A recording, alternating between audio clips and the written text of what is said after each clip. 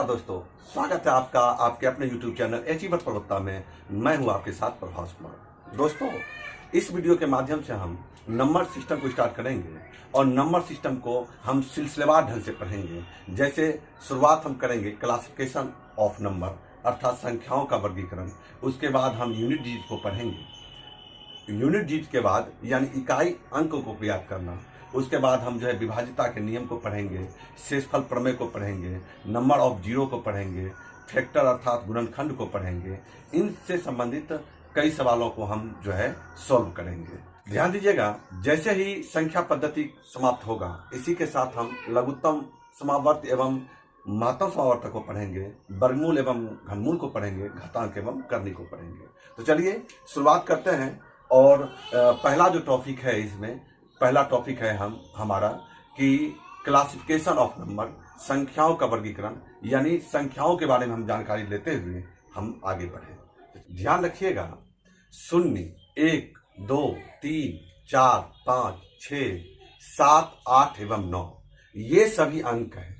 हालांकि हम इसे संख्या भी कहते हैं और इनके संयोग से जो बनती है हम उन्हें भी संख्या कहते हैं। जैसे 1 1 मिलाकर 11, 1 और 2 12, 1 और 3 13, 1 2 3 123 एवं प्रकार से यही संख्याएं हैं और संख्याएं अनंत है। चलिए आप ध्यान रखेंगे, संख्याएं मुख्य रूप से 2 प्रकार की होती हैं, वास्तविक संख्याएं और काल्पनिक संख्याएं, यानी रियल नंबर और इमेजिनरी नंबर। अब कहेंगे रियल नंबर क्या? तो रियल नंबर ध्यान रखिएगा कि नंबर लाइन पर जिसे हम डिनोट कर पाए, यानी नंबर लाइन जो होता है उस पर जिसे हम सजा पाए वह सभी संख्याएं वास्तविक संख्याएं कहलाती हैं। और नंबर लाइन पर जिसे हम नहीं सजा पाते हैं वह सभी काल्पनिक संख्या कहते हैं। जैसे ये नंबर लाइन है,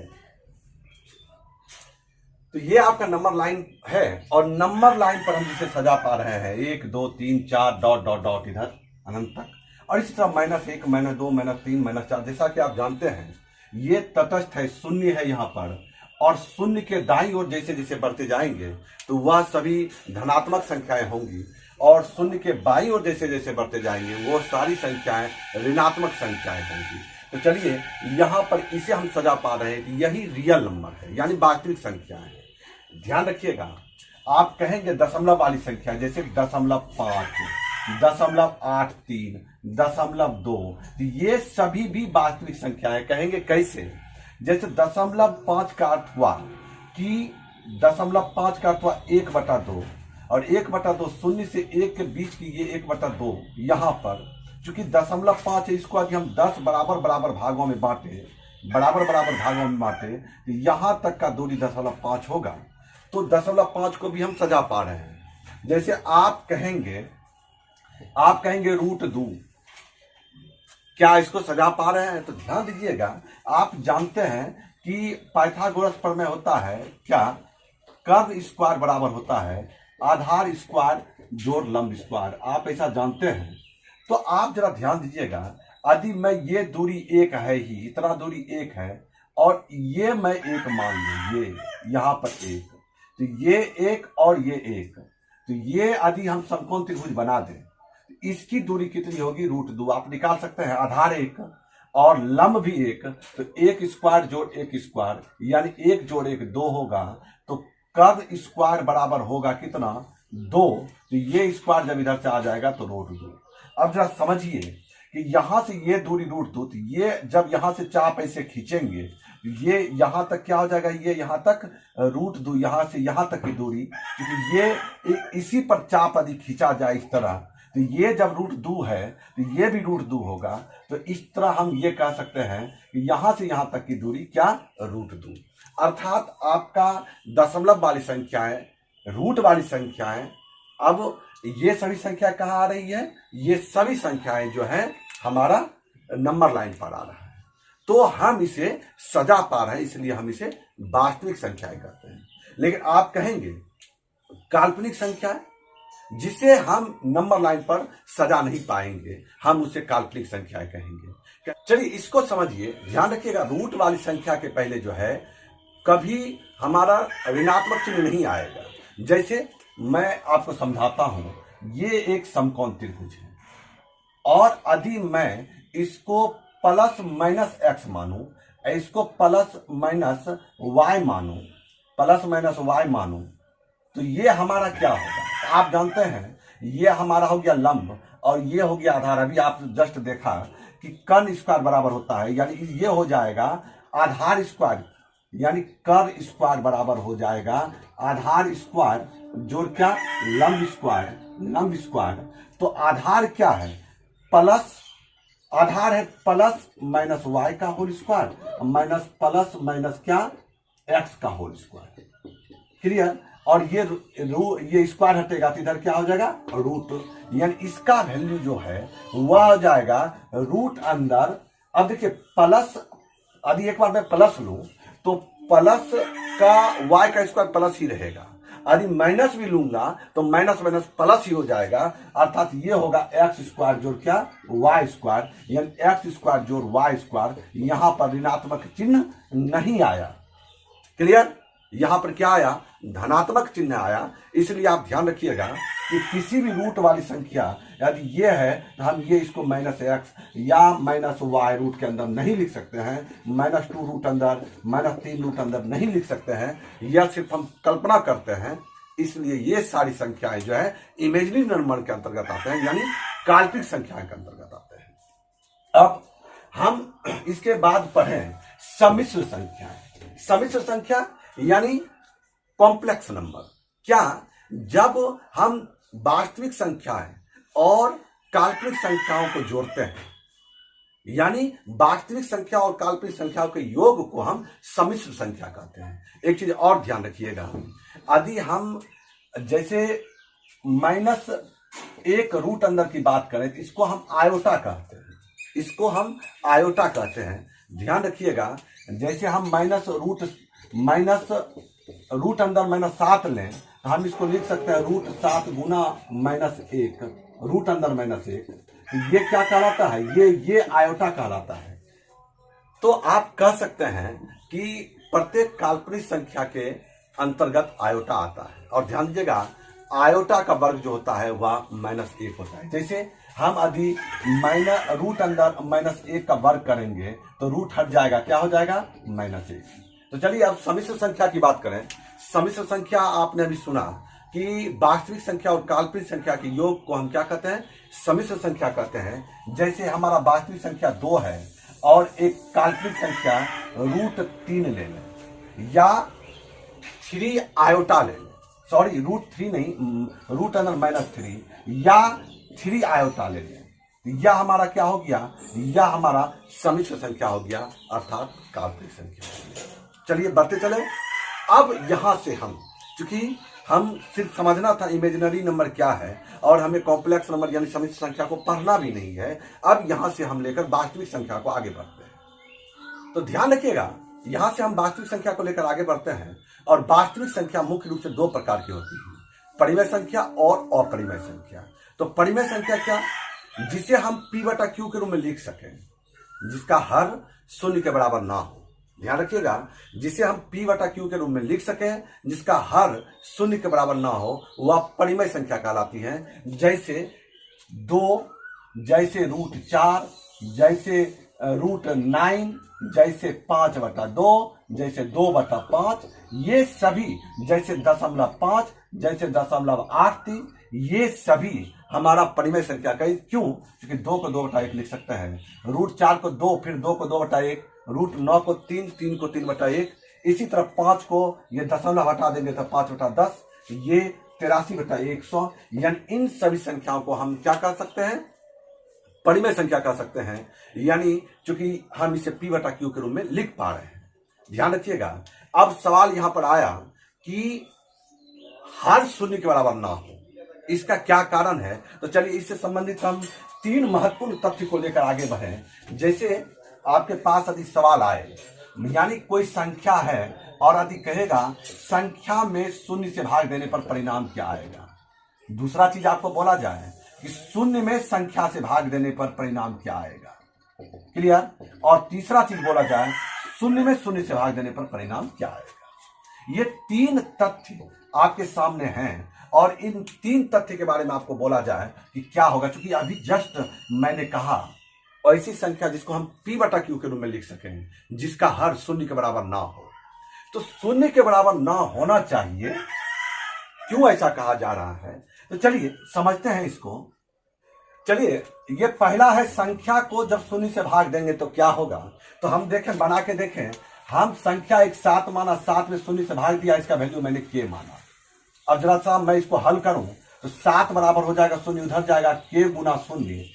तो क्या, क्योंकि k का स्थान पर कुछ भी रखा जाएगा और वह शून्य से गुना करने पर उसका वैल्यू शून्य होगा, तो मैथ में कोई कुछ ऐसा है ही नहीं जिसको जो, चूंकि k का वैल्यू शून्य ही आएगा तो शून्य गुना शून्य, k का वैल्यू 1 आएगा तो शून्य 1 गुना शून्य, यहां लेकिन 7 आना चाहिए। इस कारण से हम कह सकते हैं कि यह पॉसिबल नहीं है, यानी अपरिभाषित है। इसी तरह हम जब शून्य में संख्या से भाग दें, शून्य में संख्या से भाग दें, तो चलिए मैं शून्य में 7 से भागा देता हूं, शून्य में 7 से भागा देता हूं, तो अब इसका वैल्यू मैं k मानता हूं, तो शून्य बराबर क्या हो जाएगा, k गुना क्या 7। तो यहां पर संभव है k का आदि मान शून्य मान लें, तो यह क्या हो जाएगा, k का मान शून्य मानने के बाद शून्य गुना 7 बराबर शून्य हो जाएगा, अर्थात k का मान संभव है, k का वैल्यू शून्य होगा। तो यहां पर इसका अपरिभाषित, यहां पर इसका वैल्यू शून्य, और जब संख्या में शून्य से भाग दे रहे हैं तो अपरिभाषित हो रहा है। तो यहां भी तो शून्य एक तरह से हम संख्या है, और यहां पर जब शून्य से भाग देंगे तो यह भी क्या होगा, अपरिभाषित होगा, अपरिभाषित होगा। तो यहां पर आप ध्यान रखिएगा, यहां पर ध्यान रखिएगा, इसीलिए कहा जा रहा है जब किसी संख्या को P/Q के रूप में लिख सकते हैं, उसका हर शून्य के बराबर नहीं होना चाहिए, तो वह परिमेय संख्या है, अन्यथा वह क्या हो जाएगा, अपरिमेय संख्या हो जाएगा। यानी वास्तविक संख्या को हम 2 भाग में बांटते हैं, पहला परिमेय संख्या और दूसरा अपरिमेय संख्या। अपरिमेय संख्या जिसको P/Q के रूप में ना लिख पाए, वह सभी संख्याएं अपरिमेय संख्या कहलाती है। जैसे √5, √5, √7, √8, ये सभी संख्या क्या है, अपरिमेय संख्या है। तो चलिए, आपने अभी तक पढ़ा परिमेय संख्या और अपरिमेय संख्या। चलिए अब आगे बढ़ते हैं। चलिए यहां से परिमेय संख्या को लेकर आगे बढ़ते हैं। ध्यान रखिएगा, परिमेय संख्या को हम 2 भाग में बांटते हैं, पूर्णांक संख्या और भिन्न संख्या। परिमेय संख्या को हम 2 भागों में बांटते हैं, पूर्णांक संख्या और भिन्न संख्या। ध्यान रखिएगा, भिन्न एक स्पेशल चैप्टर है जिसको हम आगे बढ़ेंगे। यहां पर हम पूर्णांक संख्या को लेकर बढ़ें, तो पूर्णांक संख्या क्या, तो यहां पर ध्यान रखिएगा कि जब नंबर लाइन हम खींचते हैं और नंबर लाइन पर ये शून्य जो है तटस्थ है, और ये इधर हमारा हो गया धनात्मक और ये हमारा ऋणात्मक, तो यहां पर हम कहेंगे गिनती की संख्या को हम क्या कहते हैं, प्राकृत संख्या कहते हैं। जरा समझिएगा, आप पूर्णांक समझ जाएंगे। गिनती की संख्या को हम प्राकृत संख्या कहते हैं, अर्थात 1 से लेकर अनंत संख्या की संख्या को हम प्राकृत संख्या कहते हैं। जब आपको पूछा जाएगा सबसे छोटी से छोटी प्राकृत संख्या क्या है, तो आप जवाब देंगे 1। यानी यहां से ये 1 से लेकर ये अनंत की संख्या को हम क्या कहते हैं, प्राकृत संख्या कहते हैं। ध्यान रखिएगा, गिनती की संख्या को हम प्राकृत संख्या कहते हैं। किसी भी वस्तु को जब गिनती शुरू करते हैं तो हम 1 से शुरू करते हैं, ना कि शून्य से। यानी हमारा छोटा से छोटा प्राकृत संख्या क्या है, वह 1 है। अब जब प्राकृत संख्या के समुच्चय में हम शून्य को भी शामिल कर लें, अर्थात हम इसको भी शामिल कर लें, यहां से गिनती कर लें, यहां से यह हमारा पूर्ण संख्या का समुच्चय हो गया। यानी फिर से सुने, प्राकृत संख्या के समुच्चय में जब हम शून्य को भी शामिल कर लेते हैं तो हमारा वह क्या हो गया, वह पूर्ण संख्याओं का समुच्चय हो गया। अब हम बात करें पूर्णांक संख्या की, तो ध्यान रखिएगा, पूर्णांक संख्या जब धनात्मक और ऋणात्मक प्राकृत संख्याओं के समुच्चय में, यह धनात्मक हो गया और मेरा यह ऋणात्मक हो गया, इन समुच्चय में जब हम शून्य को शामिल कर लेते हैं, यानी हम यहां से यहां तक की बात करें, तो ये हमारा क्या हो गया, ये हमारा पूर्णांक संख्या कहलाता है। तो एकदम आसान तरीका से आपने समझा कि गिनती की संख्या को प्राकृत संख्या कहते हैं, यानी सबसे छोटी से छोटी प्राकृत संख्या 1। यदि इसी समुच्चय में हम शून्य को शामिल कर लें तो वह पूर्ण संख्या कहलाती है, अर्थात सबसे छोटा से छोटा पूर्ण संख्या क्या हमारा हो जाएगा, शून्य।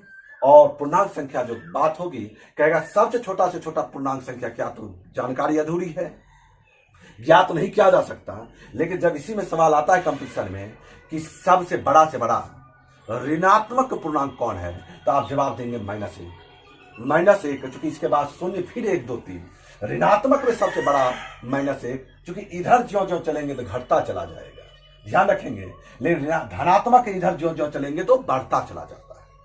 तो आप अभी आपने पढ़ा प्राकृत संख्या, पूर्ण संख्या और पूर्णांक संख्या। अब हम यहां से लेकर बढ़ते हैं प्राकृत संख्या को, आगे लेकर बढ़ते हैं।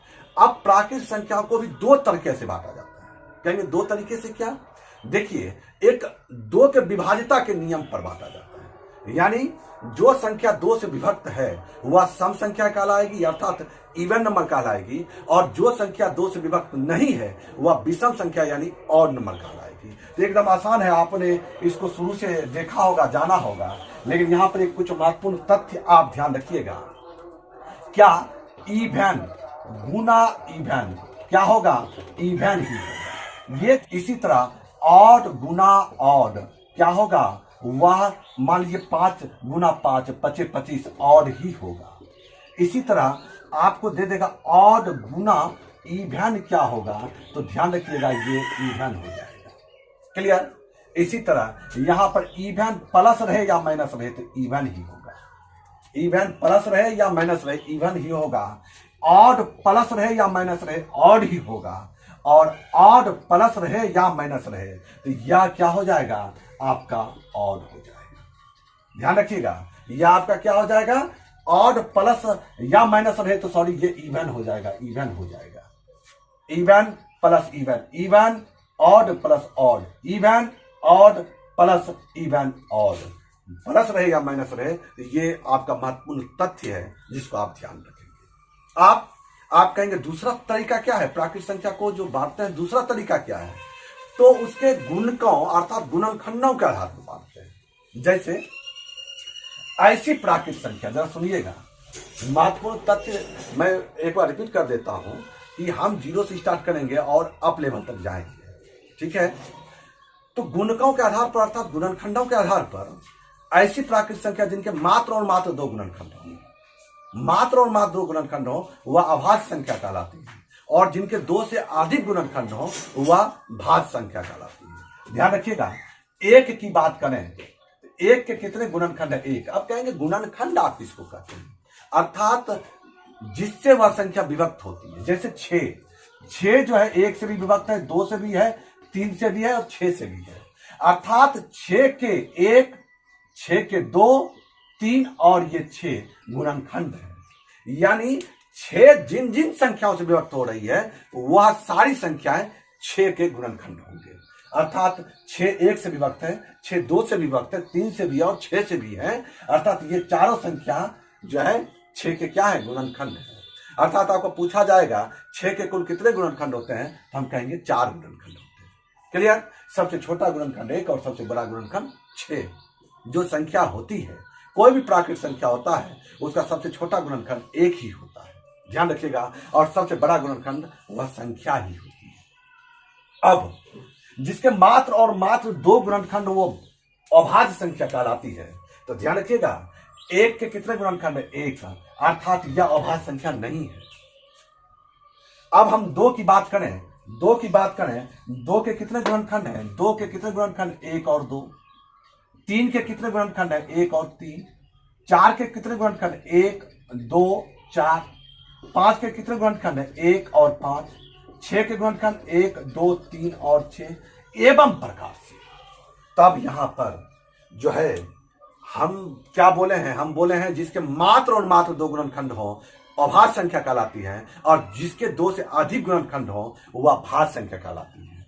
तो क्या एक को हम क्या कहेंगे, एक जिसके मात्र और मात्र 2 गुणनखंड हो नहीं है, अर्थात यह अभाज्य संख्या नहीं है, और दूसरा है जिसके 2 से अधिक गुणनखंड हो वह भाज्य संख्या होगी, यह भी नहीं है, तो हम कहेंगे यह ना भाज्य है और ना अभाज्य है।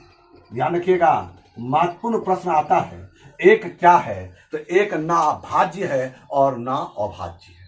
अब बढ़ें, 2 तो 2 के मात्र 2 गुणनखंड हैं, अर्थात यह अभाज्य है, अभाज्य है। 3 के मात्र 2 गुणनखंड हैं, अर्थात यह अभाज्य है। 4 के 3 गुणनखंड हो जा रहे हैं, यानी 2 से अधिक गुणनखंड हो जा रहे हैं, तो यह भाज्य है। इसी प्रकार से हम 5 के 2 ही गुणनखंड हैं, अभाज्य होंगे। 6 के 2 से अधिक गुणनखंड हैं, वह क्या होंगे, भाज्य होंगे। एवं प्रकार से हम आगे बढ़ते चलेंगे। अब सवाल आएगा कि सबसे छोटा से छोटा अभाज्य संख्या क्या है, तो आप तुरंत कहेंगे 2। सबसे छोटा से छोटा समअभाज्य क्या है, तो 2। और ये ध्यान रखिएगा, मात्र 2 ही एक ऐसा संख्या है जो अभाज्य है। इसके बाद जितनी भी संख्या है वह सभी संख्याएं क्या कहलाती हैं, जितनी भी सम संख्या है वो सभी संख्याएं जो है वह भाज्य होंगी, क्योंकि वह खुद से विभक्त होंगी, 1 से भी होंगी और 2 से भी होंगी, इसलिए वह भाज्य हो जाएंगी। मात्र 2 ही एक ऐसा सम संख्या है जो कि अभाज्य है। तो सबसे छोटा से छोटा अभाज्य संख्या क्या है हमारा, 2। अब बढ़े 3, कहेगा सबसे छोटा से छोटा विषम अभाज्य क्या है, तो आप कहेंगे 3। सबसे छोटा भाज्य संख्या क्या है, तो 4। सबसे छोटा समभाज्य क्या है, तो 4। और जैसे कहेगा सबसे छोटा समभाज्य, उसके बाद कह देगा विषम भाज्य क्या है, तो आप कहेंगे 9। तो ये सब आप जब जान जाएंगे तो आप तुरंत जवाब देंगे। तो यहां पर आपने देखा भाज्य और अभाज्य। अब हम पहले थोड़ा सा सीख लें, क्या सीख लें कि जब कोई संख्या बड़ी रहेगी हम कैसे निकालेंगे कि यह भाज्य है अभाज्य है। हम एक उदाहरण देकर आपको समझाते हैं। जैसे मान लें कि आपको पूछ दे 119 क्या है, भाज्य है या अभाज्य है। 119 क्या है, भाज्य है अभाज्य है। तो एक चीज आप ध्यान रखिएगा, क्या कि 119 से जस्ट पूर्ण वर्ग वाली संख्या क्या है, तो आप कहेंगे सर 11 का स्क्वायर 121 होता है। अब आप हड़बड़ी में 12 भी ले सकते हैं, 12 का स्क्वायर 144 होता है, कोई गलती होने की संभावना नहीं है। लेकिन प्रश्न जैसे ही बड़ा लेते जाएंगे तो वह आपको परेशानी महसूस कराएगा। तो आपका 111 से जस्ट बड़ा हमारा क्या होगा, जस्ट बड़ा होगा, वह होगा 11 स्क्वायर। 119 से जस्ट बड़ा होगा 11 स्क्वायर, यानी एक ऐसी संख्या का चयन करते हैं जो पूर्ण वर्ग वाली संख्या, और उसको हम 11 स्क्वायर के रूप में लिखते हैं, यानी वह 11 का स्क्वायर है। अब 11 तक की मैं बात कर रहा हूं, यदि 11 भी अभाज्य संख्या तो 11 को भी लीजिए। 11 तक की जितनी भी अभाज्य संख्या हो लिखें, तो 11 तक की अभाज्य संख्या है 2, 3, 5, 7 और 11। इनमें से किसी से भी यदि यह विभक्त है तो यह भाज्य हो जाएगा, नहीं तो यह क्या होगा, अभाज्य रहेगा। अब कहेंगे इतना चेक करने का, तो आप आगे चैप्टर जब आप जाएंगे विभाज्यता के नियम को पढ़ेंगे तो आप इसको भी समझेंगे, आप आसान तरीके से हल कर पाएंगे।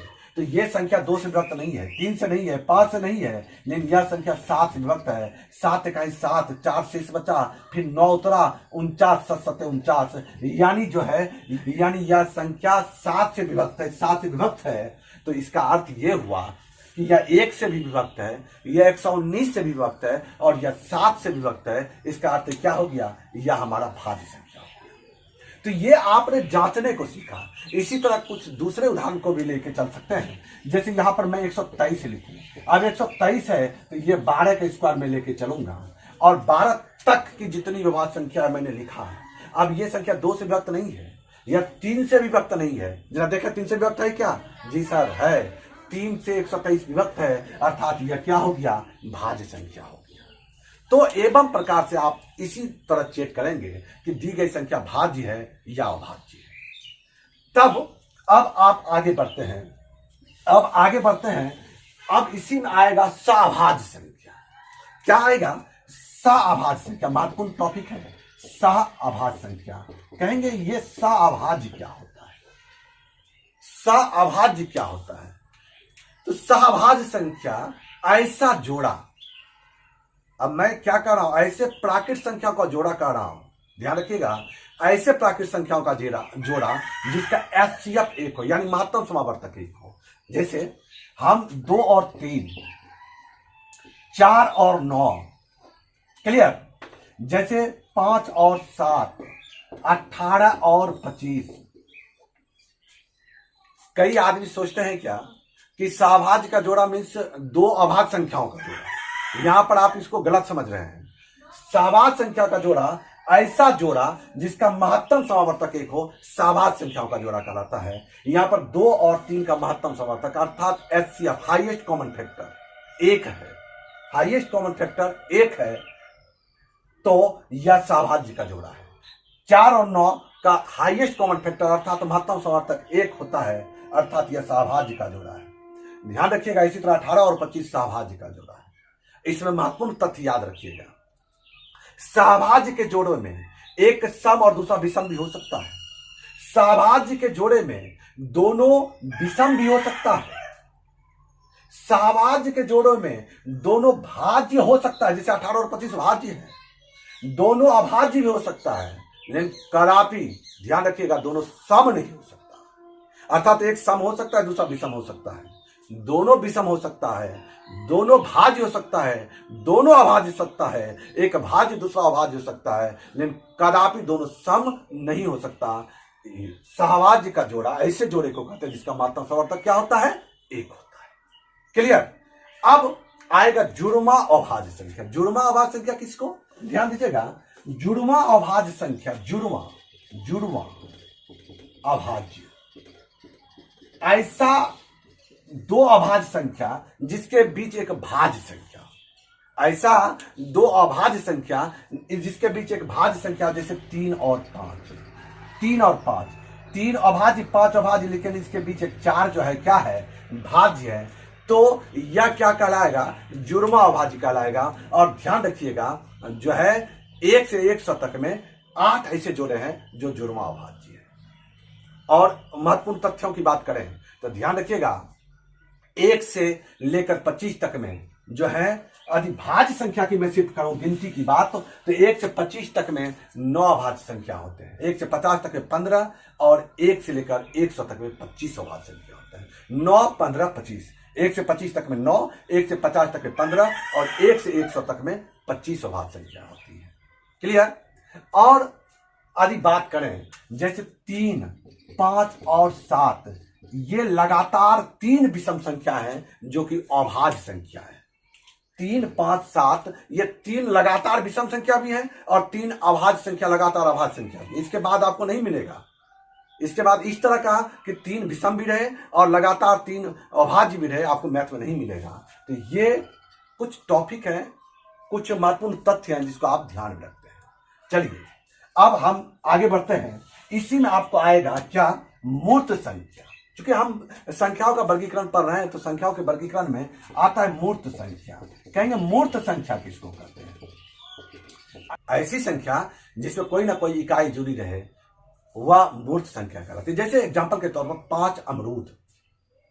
5 बोलने से क्लियर नहीं होता है क्या है, लेकिन 5 अमरूद बोलते हैं तो एकदम इंगित हो जाता है 5 अमरूद की बात हो रही है, 5 रुपये की बात हो रही है, 5 कलम की बात हो रही है, 5 आदमी की बात हो रही है, 5 मोटरसाइकिल की बात हो रही है, 5 कॉपी की बात हो रही है। तो जिसमें कोई ना कोई इकाई जुड़ी रहे वह सभी संख्याएं मूर्त संख्या कहलाती हैं। और जिसमें कोई इकाई ना जुड़ी रहे, मैं सिर्फ बोलूं 5, मैं सिर्फ बोलूं 7, 8, 11, 13, यह सभी संख्याएं जो है अमूर्त संख्या है। अर्थात जिसमें कोई ना कोई इकाई जुड़ी रहे मूर्त संख्या, जिसमें कोई इकाई ना जुड़ी रहे वह सभी क्या कहलाती है?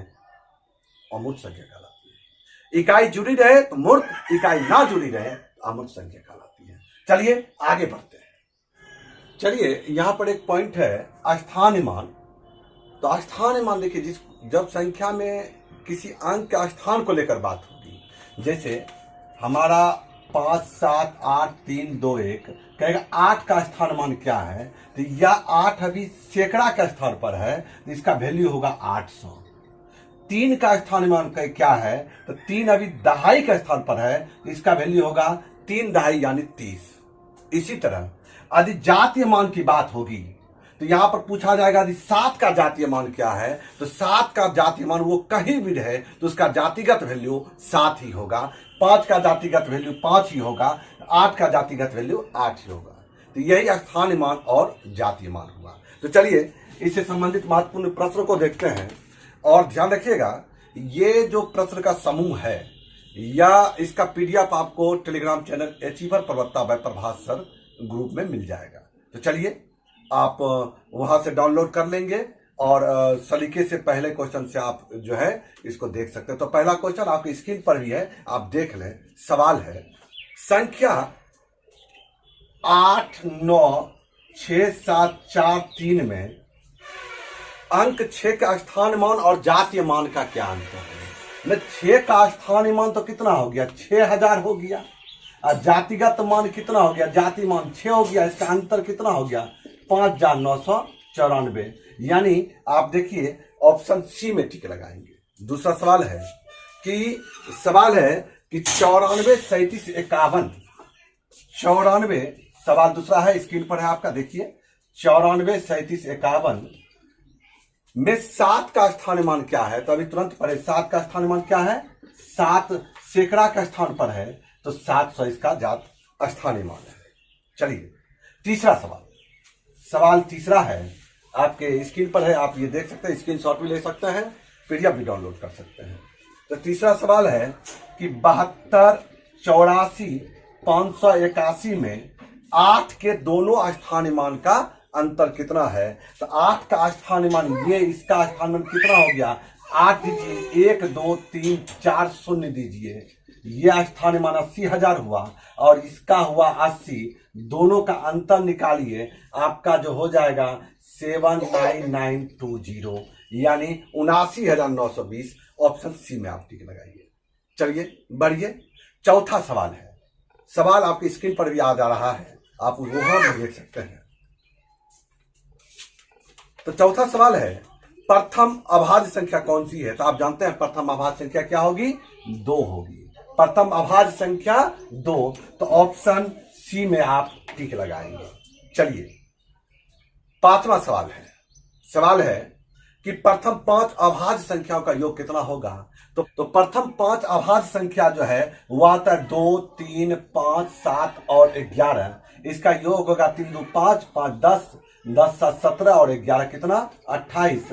तो ऑप्शन 28 आपका डी में है, आप डी में टिक लगाइए। चलिए बढ़िए, अगला है 6 नंबर, 50 से छोटी अभाज्य संख्या कितनी है? तो आप याद रखें हैं 50 से छोटी 15 अभाज्य संख्या होती है। 1 से 25 तक में 9, 50 तक में 15 और 1 से 100 तक में 25 अभाज्य संख्या होती है। तो ऑप्शन 6 का सही उत्तर क्या होगा, ऑप्शन बी 15। अब सवाल है 7 नंबर कि 70 से छोटी अभाज्य संख्या कितनी होती है? 70 से, ध्यान रखिएगा।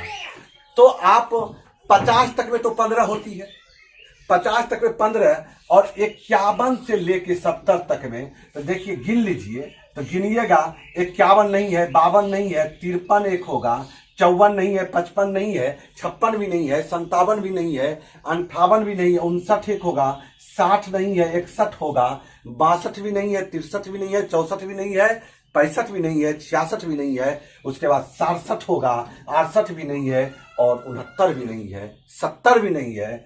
तो 51 से 70 तक में 1 2 3 ये 4 अभाज्य संख्या हैं और 50 तक में 15, तो 15 4 19। ऑप्शन बी में आप टिक लगाएंगे, यानी 7 का सही उत्तर होगा आपका ऑप्शन बी। इसी तरह सवाल है कि 50 तथा 90 के बीच सभी अभाज्य संख्याओं का योग कितना है? 50 से लेके 90 के बीच सभी अभाज्य संख्याओं का योग कितना है? तो ध्यान दीजिएगा, 50 से लेकर 90 तक की अभाज्य संख्याओं को लिखें, कोई शॉर्ट ट्रिक नहीं है, और उनके योग को आप बताएं। इसका सही उत्तर होगा 635, 635। चलिए 9 नंबर सवाल है, निम्नलिखित में कौन सी संख्या अभाज्य संख्या है?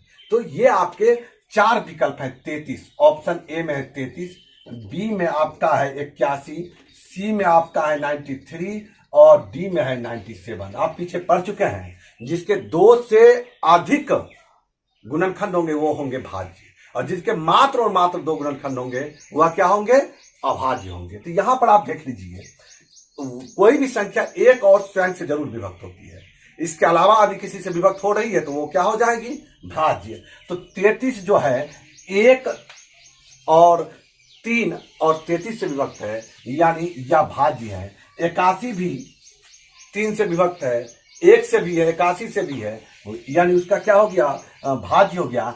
93 भी भाज्य है। और 97 क्या है, 97 यहाँ पर एक और सैन के अलावा किसी से विभक्त नहीं है, अर्थात यह क्या है, अभाज्य है। तो 97 में आप क्या करेंगे, टिक लगाएंगे। चलिए 10 नंबर सवाल है कि निम्नलिखित में कौन सी संख्या अभाज्य संख्या नहीं है। निकालने के लिए हम इसी वीडियो में सिखा दिए हैं। देखिए आपका है ऑप्शन ए है 31, बी है कितना 61, सी है 71 और डी है 91। कहता है कौन अभाज्य संख्या नहीं है, अर्थात वह भाज्य है।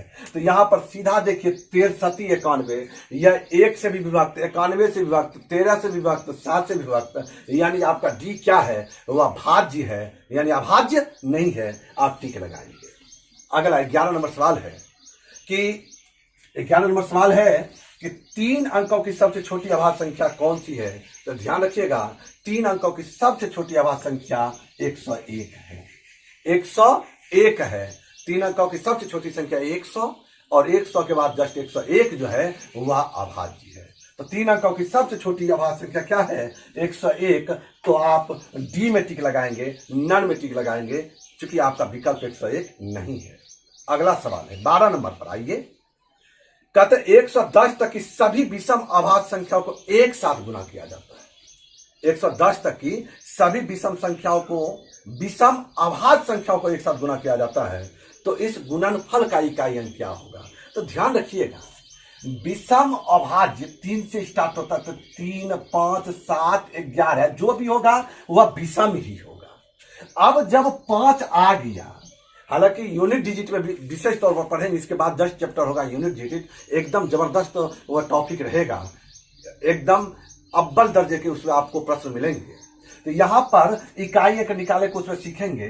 तो 3 × 5 = 15, इकाई अंक हुआ 5। फिर 5 यदि आ गया, वह किसी भी विषम संख्या के साथ गुना होगा तो उसका इकाई अंक क्या होगा, 5 ही होगा। तो 12 का सही उत्तर क्या होगा, ऑप्शन सी 5। चलिए अगला सवाल है 13 नंबर सवाल है। x का मान जिसके लिए x +1 और x +3 सभी अभाज्य संख्या है। मैंने x के स्थान पर क्या रखें कि ये तीनों क्या हो जाए, अभाज्य संख्या। तो ऑप्शन है आपका 0, 2, 1 और 101। चलिए तो यहां यदि हम 0 रखेंगे तो 0 अभाज्य संख्या है नहीं। उसके बाद यदि हम 1 रखेंगे तो 1 भी अभाज्य संख्या नहीं है। उसके बाद यदि 2 रखेंगे तो ये 2 हो जाएगा, 2 1 3 हो जाएगा और 3 2 5 हो जाएगा। ये तीनों क्या है, अभाज्य संख्या है, अर्थात हम टिक लगाएंगे ऑप्शन बी में। 13 का सही उत्तर क्या होगा, 2 होगा। इसी तरह अगला सवाल पर आइए। चलिए सवाल है 14 नंबर कि 3 अभाज्य संख्या एक दूसरे के सहभाज्य हैं, ऐसे है जैसे कि पहले 2 का गुणनफल जो है 286 और अंतिम 2 का गुणनफल 770 है। तो तीनों का योग क्या है। तो ध्यान रखिएगा सहभाज्य का जोड़ा किसको कहते हैं, सहभाज्य का जोड़ा ऐसे दो संख्याओं के, मतलब ऐसा 2 संख्याओं का युग्म होना चाहिए जिसका महत्तम समावर्तक 1 होना चाहिए, अर्थात उसका एचसीएफ हाईएस्ट कॉमन फैक्टर 1 होना चाहिए। तो चलिए यहां पर 3 संख्या यदि हम ए, बी और सी लें तो ध्यान रखिएगा ए और बी का जो गुणनफल है 286 है और बी सी का गुणनफल कितना है, 770 है। देखिए 286 को अब जब अभाज्य गुणनखंड करते हैं तो ध्यान दीजिएगा 286 का अभाज्य गुणनखंड कर रहे हैं। 2 से कटा 1, 4, 3 और फिर 11 से 13 बार में, यानी इसको हम 13 गुना 22 लिख सकते हैं। और इसी तरह जब 770 को करते हैं इसको भी आप लिख सकते हैं कितना, 11 दूनी 22, 22 गुना कितना, 35। तो हम यहाँ पर देखते हैं कि इसको लिखते हैं 22 गुना 35 और इसको लिखते हैं 13 गुना 22। यह सहभाज्य का भी जोड़ा है। यहाँ पर ए 13 है, ए 13, बी 22 और सी कितना है, सी 35 है। तो तीनों का योग कितना होगा, तीनों का योग जो होगा वह होगा कितना, जोड़ लीजिए 22 और 3 25, 35 35 70, यानी तीनों का योग कितना होगा, 70। ऑप्शन सी डी में टिक लगाएंगे, यानी 15 का सही उत्तर क्या होगा, 70। चलिए अगले सवाल की तरफ बढ़े। सवाल है आपका 15 नंबर। चलिए सवाल है एक्स वाई तथा जेड अभाज्य संख्या है तथा x plus y plus z 38 है। X plus y plus z क्या है? 38 है। तो एक्स का मान क्या होगा? ध्यान रखिएगा, एक्स का आपको अधिकतम मान निकालना है। इसका अर्थ यह हुआ वाई और जेड का मान क्या होगा? न्यूनतम रखना है। तो वाई और जेड का अधिक मान न्यूनतम रखना है, तो मैंने वाई का मान 2 रख दिया। अब ध्यान दीजिएगा, यहीं पर वाई का मान यदि 2 रख दिया तो एक्स और जेड अब कितना होगा? 36 होगा। लेकिन यदि मैं जेड का भी मान 2 रखूं, जेड का ध्यान दीजिएगा, क्योंकि वाई का मान 2 रखा तो एक्स प्लस जेड का मान कितना होगा? अब 36 होगा। यदि मैं जेड का भी मान 2 रख दूं, क्योंकि इसको अधिक से अधिक निकालना है, तो एक्स का मान 34 हो जाएगा, जो कि क्या है? अभाज्य संख्या नहीं है। अब यदि मैं जेड का मान 3 रखूं, तो 3 रखूंगा तो 33 हो जाएगा एक्स का मान, वह भी अभाज्य संख्या नहीं है। तो यदि मैं इसका मान 5 रखूं, क्योंकि 2 रख दिया, 3 रख दिया, उसके बाद 5 रखूं, तब 36 घटाओ 5 कितना हो जाए? 31। तो एक्स का मान क्या होगा? 31 होगा। तो दोनों शर्त को पूरा कर रहा है, क्योंकि तीनों अभाज्य संख्या है। साथ ही साथ हमको एक्स का क्या निकालना था? अधिकतम मान निकालना था। तो सही उत्तर क्या होगा? 31 होगा, यानी 15 का सही उत्तर ऑप्शन सी 31। चलिए अगला सवाल है, 16 नंबर सवाल है।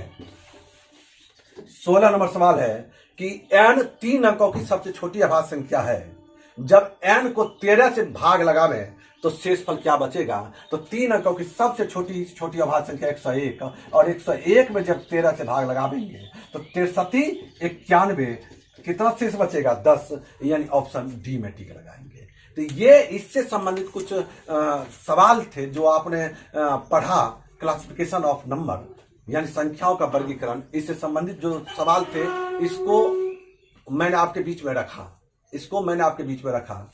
इसके बाद आपका जो है यूनिट डिजिट स्टार्ट होगा। या तो अभी शुरुआत था, लेवल लो था, इसके साथ धीरे धीरे अप स्टैंडर्ड तक हम जाएंगे। यानी मैं फिर रिपीट कर दूं कि आपका जो सवाल होगा, जितने भी सवाल इसमें रहेंगे, वो सारे सवाल जो है आपका 0 से अप स्टैंडर्ड तक यानी मेंस लेवल तक के रहेंगे। तो ये आपको मैं रिपीट कर देता हूं कि ये आपका जो पीडीएफ है उसको आप टेलीग्राम चैनल अचीवर प्रवक्ता बाय प्रभास सर से आप इसको डाउनलोड कर सकते हैं, जो कि आपको सुविधा देगा। अगला मेरा जो आएगा वीडियो, वह वीडियो रहेगा यूनिट डिजिट से संबंधित, जो नंबर सिस्टम का दूसरा पार्ट रहेगा। तो चलिए, इस वीडियो में बने रहने के लिए आपका दिल से बहुत बहुत धन्यवाद। मिलते हैं अगले वीडियो में।